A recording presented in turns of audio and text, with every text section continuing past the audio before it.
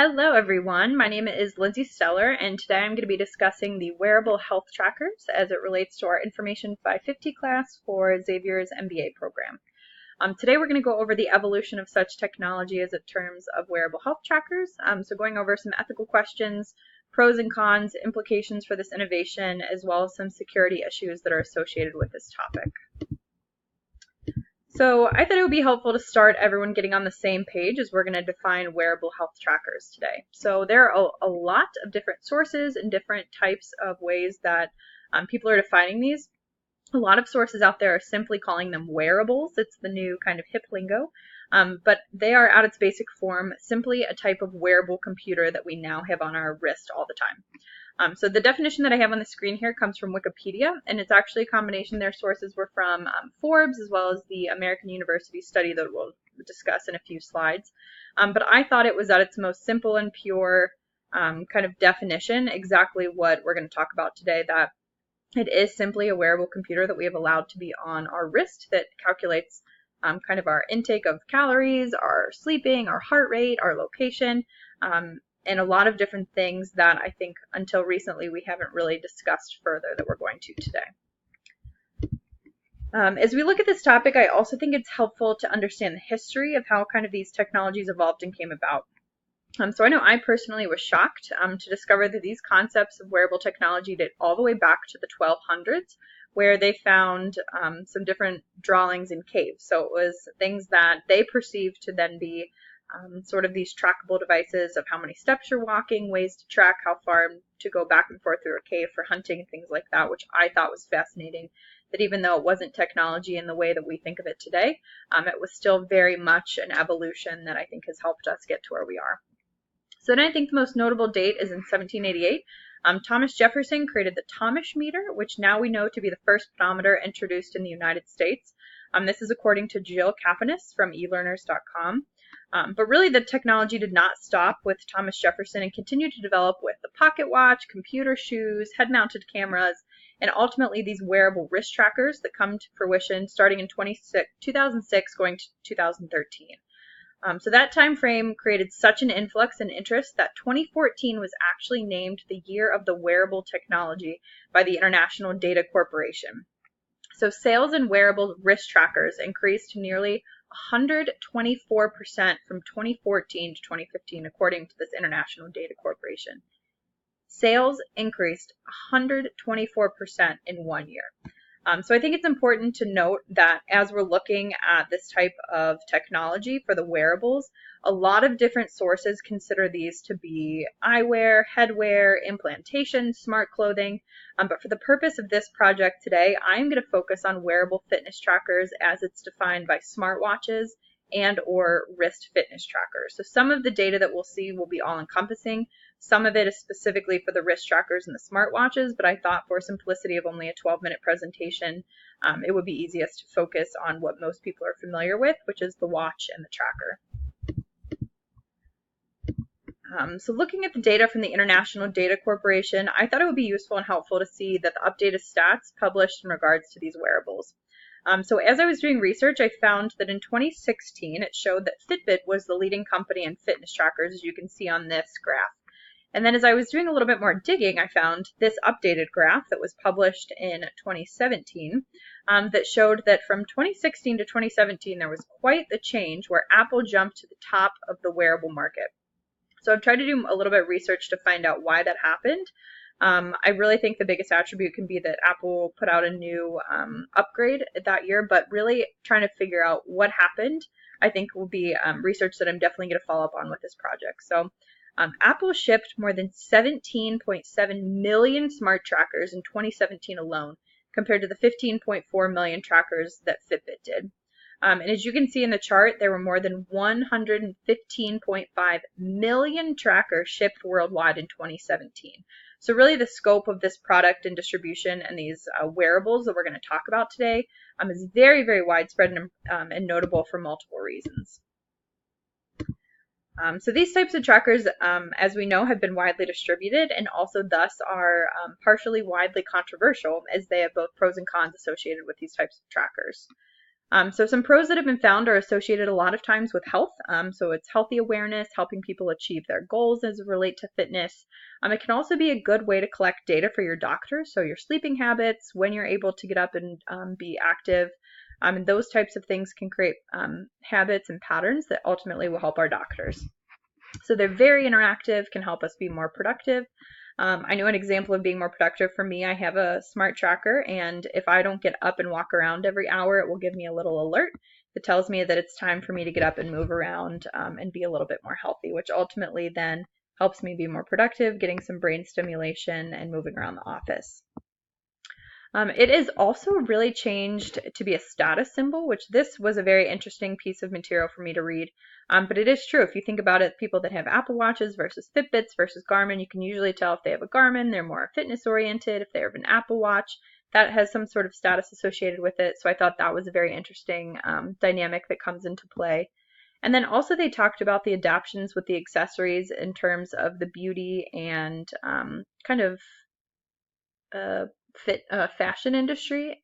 So according to Statista.com, the total revenue from trackers and accessories by 2020 will exceed $3.3 billion. So not only is that good for the industry and large corporations working for that product, but it's again good that again all of these are going to be more accessible and customizable to what we want. So those are some kind of pros with these health trackers. But of course, when every time there's pros, there are cons, especially when it comes to technology.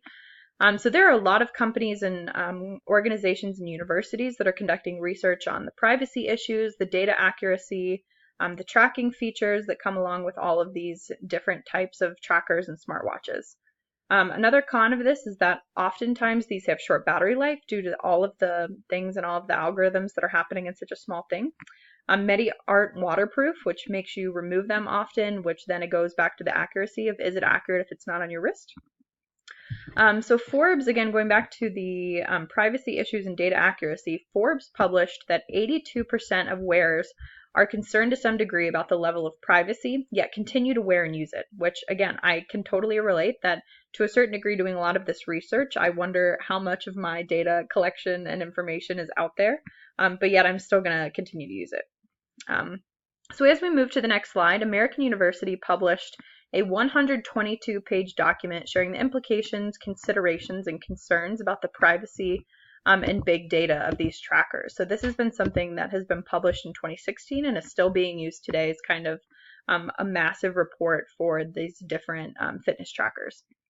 So in 2016, again, they published these findings, and they found that there are severely fragmented regulations on privacy and data distribution as it relates currently. So ultimately that makes the consumer very vulnerable to black market sales, to fraud, impersonation. And really they found what majority of the problem is that consumers are willing to give their privacy to the person or the company that they bought it from, but they either aren't aware or aren't willing to give that information to third parties that ultimately ends up with their information. So they concluded that really there's an urgent need for policy reform, and this reform would affect healthcare, insurance, liability, the economy.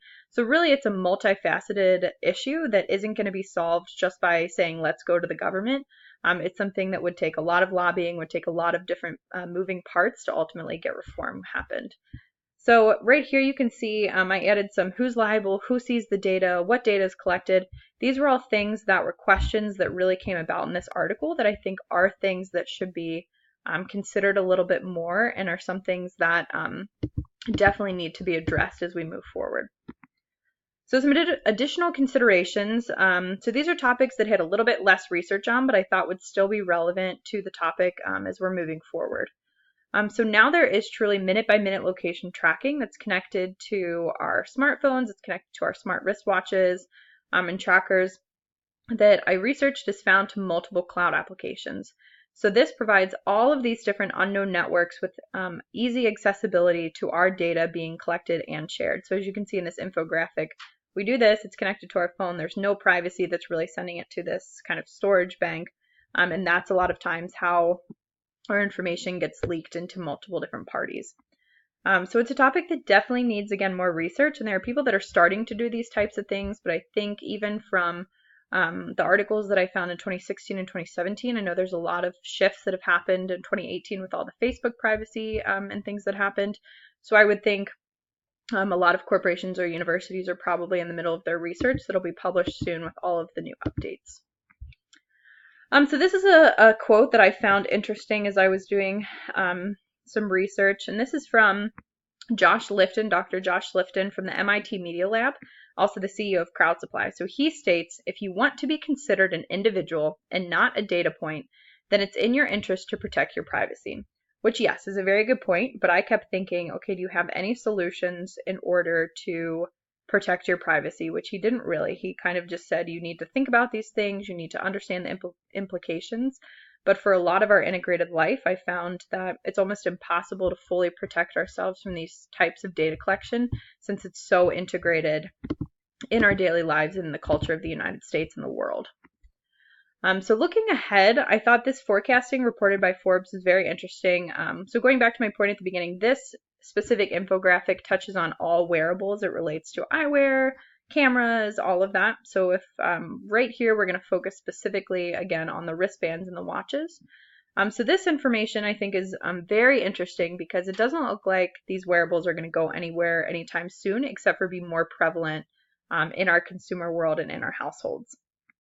So I think it shows from CSS Insight and Forbes that this was predicted in 2016. So I think, again, I'd be very interested to see if they've updated since, that really we're going to see a big influx and more of the kind of the consolidation of smartwatches, smartphones, and the fitness tracker already within that, and potentially a phase out of what's going to happen with the fitness tracker, since I personally think a lot of that's going to be integrated, just like we've seen with some of the Netflix, some of the Amazons, that ultimately some of these teams are going to have to kind of come together in order to stay alive in the industry.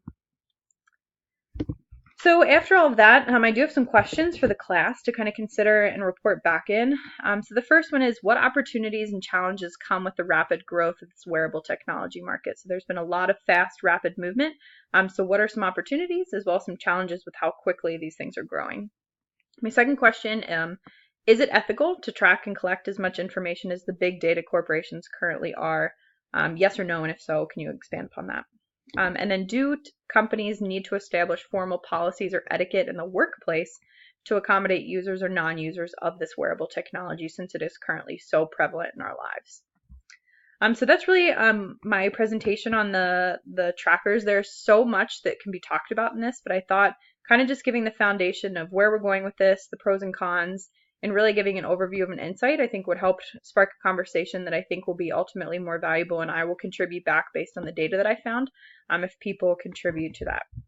So then lastly, I have some references that people can take a look at, and I'll leave this on the screen here for a few more seconds so that way people are able to do this as well as it'll be at the end of the YouTube clip. So thank you very much, and I hope you enjoyed the presentation on wearable technologies.